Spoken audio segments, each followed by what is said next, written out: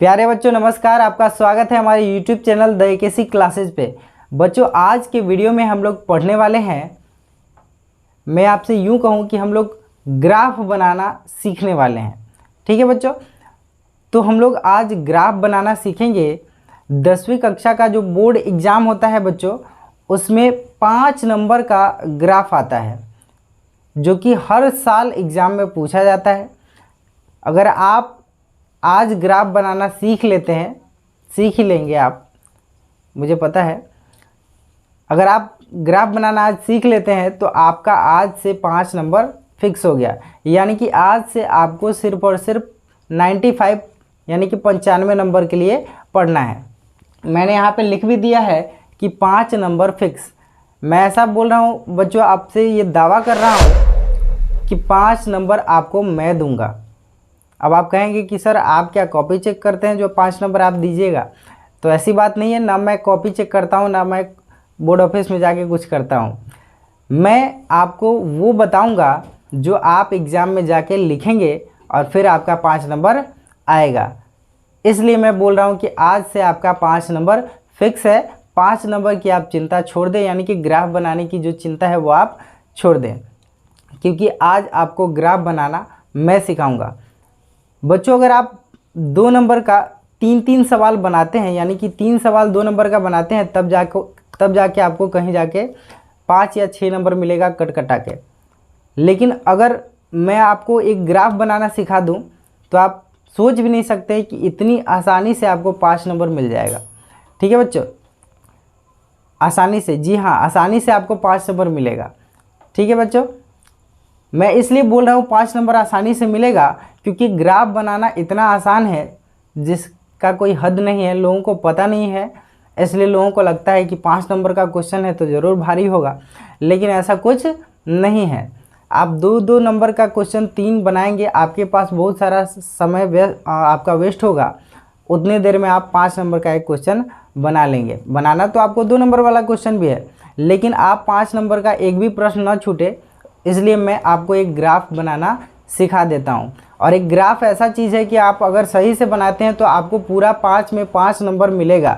2 number वाला प्रश्न आप 3 बनाते हैं, हो सकता है कि कहीं पे आंसर में मिस्टेक हो जाए तो आपका 1 नंबर या 2 नंबर कट भी जाए, लेकिन इसमें आपको पूरा मार्क्स मिलेगा। इसमें भी बच्चों नंबर कटते हैं, लेकिन कहाँ कटते हैं, बच्चे क्या गलती करते हैं, वो भी मैं आज इसी वीडियो में आपको बताने वाला हूँ। तो आप वीडियो के साथ बने रहिएगा।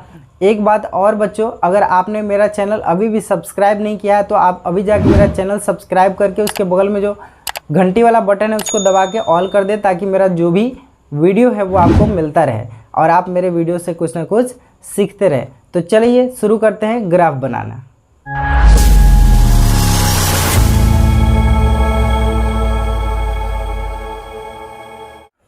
बच्चों हमें जो ग्राफ बनाना होता है वो बेसिकली जो तीसरा चैप्टर है हमारा, 2 चर वाले रैखिक समीकरण युग्म, उस चैप्टर का क्वेश्चन होता है। ठीक है बच्चों, तो उसमें 2 चर वाले रैखिक समीकरण युग्म होते हैं। मान लीजिए कि हम एक कोई रैखिक समीकरण युग्म अपने मन से मान लेते हैं। चलिए हम लिखते हैं x + 2y = 4। ठीक है, दूसरा है 2x - y = 6। मैंने ये 2 समीकरण लिया है, 2 चर वाले 2 चर हैं, इसमें रैखिक है यानी कि कोई पावर नहीं है, और समीकरण है, और युग्म यानी कि जोड़ा है। तो आप इसको समीकरण 1 और समीकरण 2 बता सकते हैं। ठीक है बच्चों, तो इस प्रकार हमने 2 समीकरण लिया है। एक है x + 2y = 4 और दूसरा है 2x - y = 6। हमें इसका ग्राफ बना के दिखाना है। ठीक है बच्चों, तो इसका ग्राफ कैसे बनाएंगे, एक एक बात को आप ध्यान से समझिएगा। आपका एक ही बार में आपका ये पूरा जो 5 नंबर का झंझट है वो आज मैं ख़त्म करने वाला हूँ, और आपका 5 नंबर आज के आज फिक्स हो जाएगा। आपको आज के बाद सिर्फ और सिर्फ 95 यानी कि 95 नंबर के लिए आपको पढ़ना है, और वो भी मैं आपको पढ़ाऊँगा।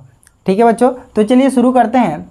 आप देखिए समीकरण 1 हमारा दिया है, समीकरण 2 दिया है। हम कोई भी एक समीकरण पहले ले लेंगे। ठीक है बच्चों, तो हम समीकरण 1 लेंगे तो हम लिखेंगे समीकरण 1 से। ठीक है बच्चों, अब हम समीकरण 1 क्या है वो लिख लेते हैं पहले। तो x + 2y बराबर 4, ये हमारा समीकरण 1 है। ठीक है बच्चों, अब आप देखिएगा गौर से, हम क्या करते हैं, x को इस साइड रख लेते हैं और बाकी सबको उस साइड ले जाते हैं। तो x अगर हमारा इस साइड रह जाता है तो उधर जाता है, उधर पहले से 4 है और ये 2y प्लस में उधर जाएगा तो माइनस में हो जाएगा 2y। ठीक है बच्चों, अब आप देखिए कि हमारा x हमको कैसे भी, जिसको इस साइड रखेंगे ना उसको अकेला करना है, कैसे भी उसको क्या करना है, अकेला करना है। तो ये अकेला हो गया है, x में ना किसी से गुना है ना कुछ जुट रहा है, नहीं इसका कुछ भी नहीं है, ये x अकेला हो गया है और बाकी सबको हम ले गए हैं उधर। अब जैसे ही हमारा x अकेला हो जाएगा, आप y को भी अकेला कर सकते हैं, y को हम रख सकते हैं, बाकी सबको उधर ले जा सकते हैं। लेकिन हमको बच्चों मार्क्स लाना है तो हम आसान से आसान तरीका अपनाएंगे ताकि मेरा कहीं भी मिस्टेक एग्जाम में ना हो। अगर आप 2y रखना चाहते हैं तो 2y भी रख सकते हैं, लेकिन हो सकता है कि आप उसमें मिस्टेक कर ले, लेकिन हम लोग छोटा से छोटा आसान से आसान तरीका अपनाएंगे। ठीक है बच्चों, अब इसके बाद क्या करना है, जैसे हमारा x या y कोई भी अकेला हो जाए उसके बाद हमारा अगला टर्म है कि हम बनाएंगे डब्बा। डब्बा, डब्बा क्यों बोल रहे हैं हम, डब्बा इसलिए बोल रहे हैं कि चलिए हम बनाते हैं डब्बा। ऐसे हम एक डब्बा बना लेंगे, कम से कम इसमें x और y लिख लेंगे। कम से कम हमें 1, 2 और 3 डब्बा बनाना होगा। आप 2 भी डब्बा बना सकते हैं, लेकिन 3 डब्बा हम क्यों बना रहे हैं ये भी आपको आगे समझ में आ जाएगा। ठीक है बच्चों, तो हमने एक डब्बा बना लिया। अब इस डब्बा में क्या करना है, आप देखिए अगर हम y का कुछ भी मान रखते हैं तो ये सॉल्व होके x का मान हमें निकल के आ जाएगा। तो हमको y का मान भी ऐसा रखना है जिससे आसान से आसान संख्या आए। चलिए अगर हम y की जगह पे 1 रखते हैं, क्या रखते हैं, y की जगह पे 1 रखते हैं तो 1 से 2 में गुना होगा 2, 4 में से 2 गया तो बच गया 2। ठीक है बच्चों, फिर से समझा दें अगर आपको यहाँ पे, तो आप देखिए हम क्या किए हैं, 4 माइनस 2y है, हमने y की जगह पे रखा है 1। क्या रखा है, y की जगह पे रखा है 1, 2 में 1 से गुना हुआ हो गया 2, यानी कि 4 माइनस 2, 4 में से 2 गया तो क्या बचेगा 2। तो यानी कि कहने का मतलब मेरा ये है कि जैसे जैसे हम y का मान रखेंगे अपने आप हमको x का मान निकलते जाएगा। तो चलिए अगला हम y का मान रखते हैं। आप y का मान 2 ले लीजिए।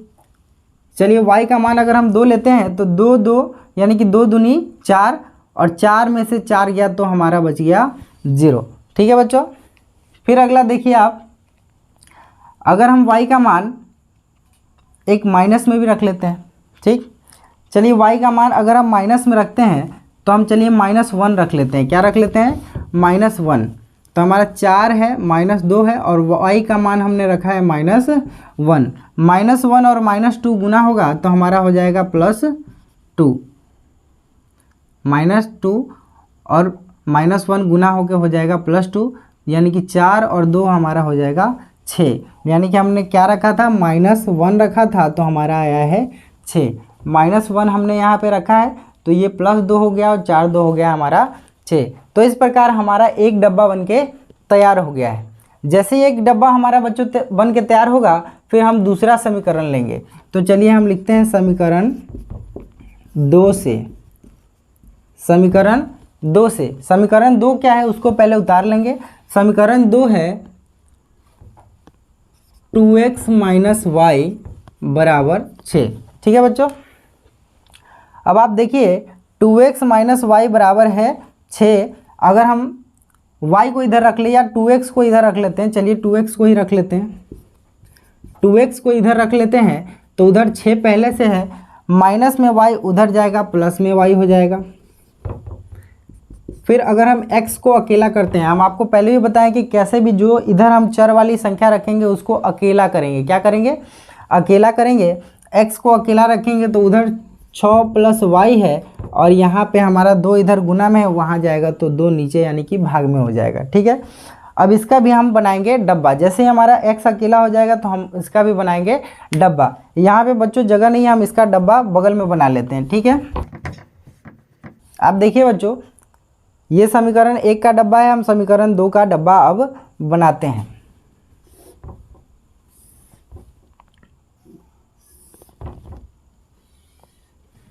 बच्चों आज के बाद आपको कभी भी ग्राफ बनाने में कोई दिक्कत नहीं होगी, ये मेरी गारंटी है। और 5 नंबर मैं आपको दूंगा। आप खुद वीडियो देखने के बाद ये कहेंगे कि सर आज मेरा 5 नंबर फिक्स हो गया। ठीक है, अगर आपको पसंद आए तो आप कमेंट में ज़रूर बताइएगा हमें। ठीक है, तो चलिए दूसरे समीकरण में भी हम क्या करेंगे, y का मान रखेंगे तो x का मान अपने आप हमें निकल के आ जाएगा। तो चलिए हम y का मान क्या रखें, यहाँ y का मान अगर हम बच्चों 2 रखते हैं तो 6 और 2 हो जाएगा 8, और 8 का 2 से भाग लगेगा, बच जाएगा 4। देखिए 6 प्लस y है और बटा में 2 है। ठीक, y की जगह पे मैंने बताया है बच्चों कि हम ले रहे हैं 2, तो 6 2 हो गया 8, 8 बटा 2 यानी कि 4। ठीक है, तो अगर हम y की जगह पे लेते हैं 2 तो x की जगह पे बचता है 4। ठीक है,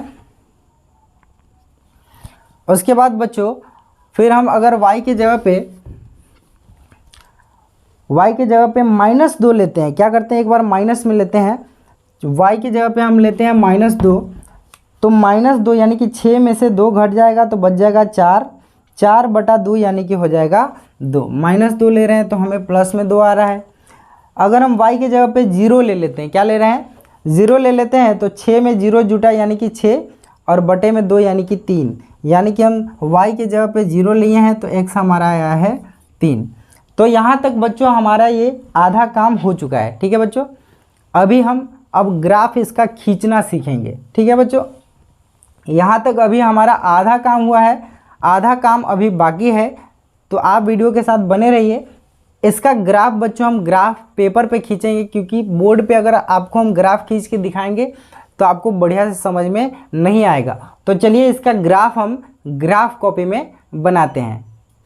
प्यारे बच्चों, ग्राफ बनाने का आधा काम मैंने बोर्ड पे कर लिया था, जिसको मैंने यहाँ पे पेपर पे उतार लिया है, ताकि आप यहाँ से देखते रहें और मैं इसको देख देख के इसका मान भरता रहूँ।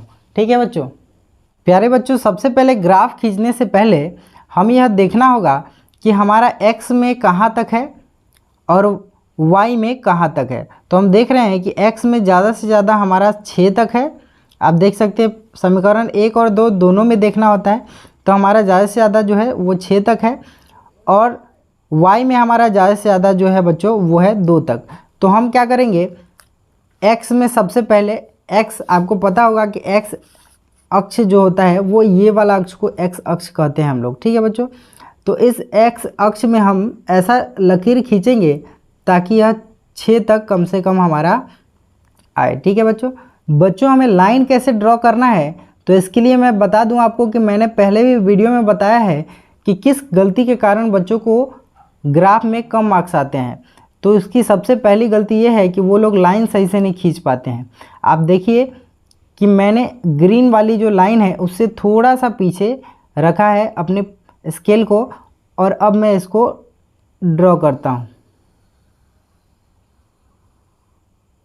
आप देखेंगे कि पूरा ग्रीन वाला लाइन पे ही मेरा लाइन खींचा गया है। ठीक है बच्चों, तो अब y में हम देखते हैं ज़्यादा से ज़्यादा 2 है, तो प्लस में y में ज़्यादा से ज़्यादा 2 रहना चाहिए, लेकिन फिर भी हम थोड़ा सा बड़ा खींच लेते हैं। लेकिन इधर हमको देखना होगा कि x में हमें प्लस में यानी कि दाहिनी ओर 6 तक कम से कम रहना चाहिए। 1 2 3 4 5 6 7 8 ज़्यादा ही है। चलिए एक थोड़ा मैं और पीछे ले लेता हूँ।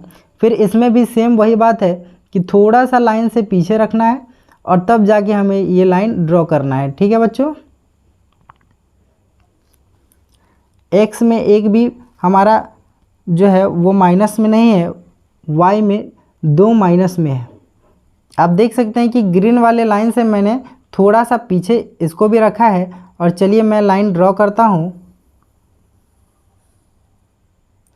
आप बच्चों लाइन ड्रॉ करते समय ये बात भी ध्यान दें कि आप एक लाइन पे एक ही बार चलाएं, एक से ज़्यादा बार आपका नहीं होना चाहिए। ठीक है, उसके बाद बच्चों हम इसमें सबसे पहले ये जो बीच वाला है उसको मूल बिंदु कहते हैं। इधर से भी अगर हम संख्या को लिखेंगे और इधर से भी संख्या को लिखेंगे तो ये बीच वाला जो मेन पॉइंट है यहाँ पे हमारा 0 x अक्ष के लिए भी और y अक्ष के लिए भी 0 आता है। तो चलिए हम लिख लेते हैं, इसका नाम है x अक्ष। बच्चों वैसे तो ये एक्स अक्ष ही है, लेकिन इसका नाम अलग थोड़ा रखने के लिए हम इसको लिख लेते हैं एक्स डैश अक्ष। ठीक है बच्चों, वैसे ही यहाँ पे भी ये है हमारा वाई अक्ष, और इसे हम कह सकते हैं वाई डैश अक्ष। ठीक है बच्चों, यहाँ पे हम एरो का निशान यानी कि तीर का निशान बना देंगे, ताकि इससे ये पता चलता है कि इस रेखा को हम और भी आगे तक बढ़ा सकते हैं। ये जो हमारा बीच का पॉइंट है ये हमारा 0 होगा। उसके बाद आप जानते हैं दाहिनी ओर होता है प्लस में, तो हम एक एक का अंतर लेते हैं, 1 2। बच्चों ये नंबर लिखते समय ध्यान से देखना होता है कि हम जो नंबर लिख रहे हैं वो मेरा ग्रीन वाले लाइन पे ही हो। 3 4 5 6 7 8। बच्चों मैंने ज़रूरत से 1 2 ज़्यादा ही बना दिया है। अब वाई में ऊपर प्लस में 1, प्लस में 2, प्लस में 3, प्लस में 4 और फिर प्लस में 5। ठीक है बच्चों आप एक बात ध्यान दीजिए कि दाहिनी ओर ये जो एक्स अक्ष है उसके दाहिनी ओर हम प्लस में संख्या लिखते हैं, और फिर वाई अक्ष में ऊपर की ओर प्लस में संख्या लिखते हैं।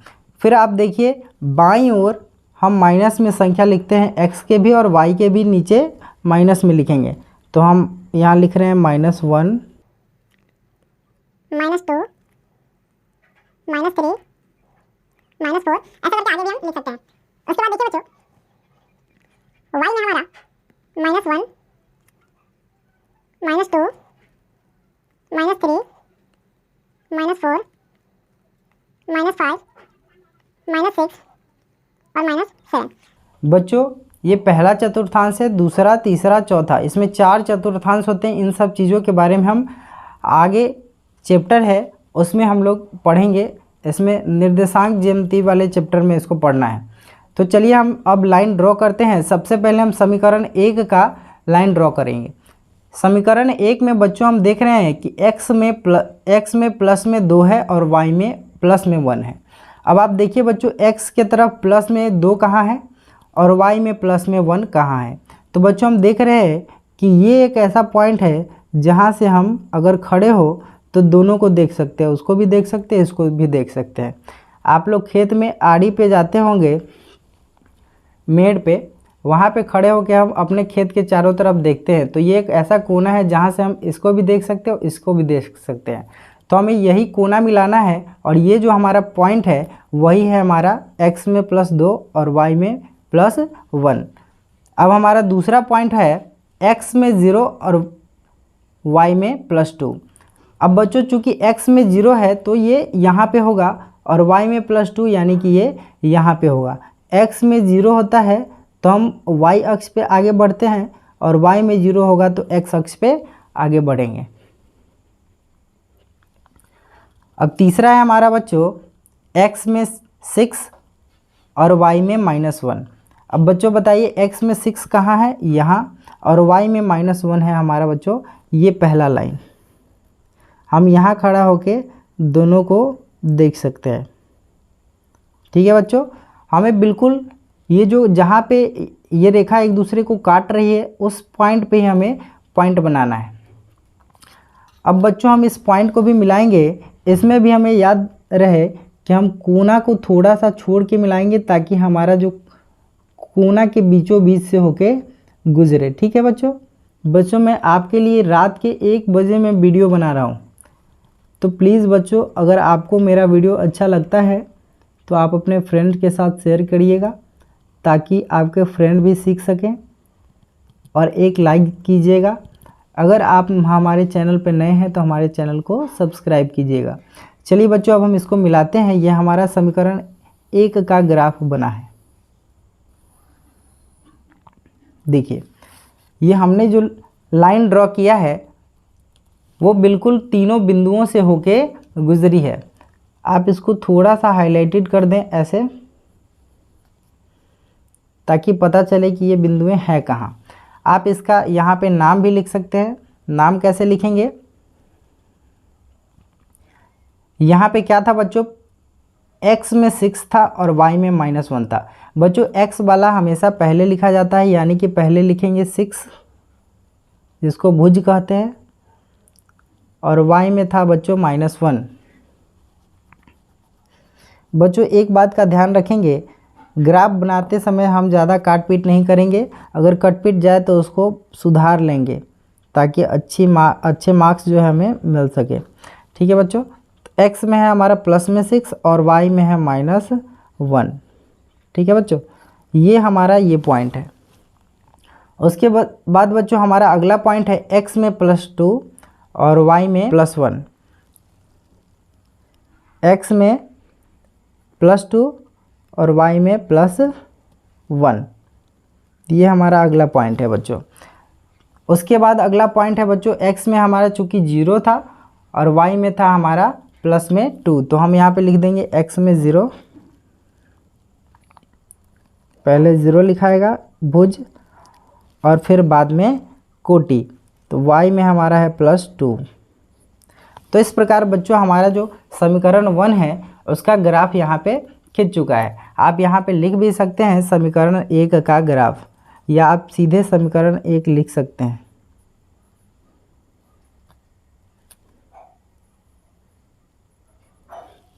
ठीक है बच्चों, ये हमारा समीकरण 1 का ग्राफ खिंच गया। अब बच्चों हम समीकरण 2 का ग्राफ खींचेंगे। बच्चों अब समीकरण 2 के ग्राफ में हम देख रहे हैं कि पहला है हमारा x में +4 और y में +2। तो x में +4 है हमारा यहाँ और y में +2 है यहाँ, यानी कि ये जो पॉइंट है बच्चों यहाँ से हम दोनों को देख सकते हैं। ठीक है बच्चों, तो हमारा एक पॉइंट तो ये हो गया, यहाँ से x में +4 और y में +2 हो गया। अब चलिए उसके बाद है हमारा बच्चों x में +2 और y में -2। बच्चों x में +2 यहाँ है और y में -2 यहाँ है, यानी कि ये जो पॉइंट है बच्चों यहाँ से हम दोनों तरफ देख सकते हैं। तो दूसरा पॉइंट हमारा ये हो गया। अब लास्ट एक है, x में है +3 और y में है 0। ठीक है बच्चों, तो y में चूँकि 0 है तो y अक्ष पे तो जाएंगे नहीं, जाएंगे किस पे, x अक्ष पे +3। x अक्ष पे +3 बच्चों यहाँ है ये पॉइंट। तो बच्चों अगला जो हमारा रेखा है वो यहाँ से होते हुए गुजरेगी। अब हमारा ये रेखा को हम ड्रॉ करेंगे और मेरा सवाल जो है वो बच्चों बन जाएगा। ठीक है, तो आप देखिए, अब थोड़ा सा आपको टाइम देना है बस। आप एग्ज़ाम में 5 नंबर आराम से ले आएंगे।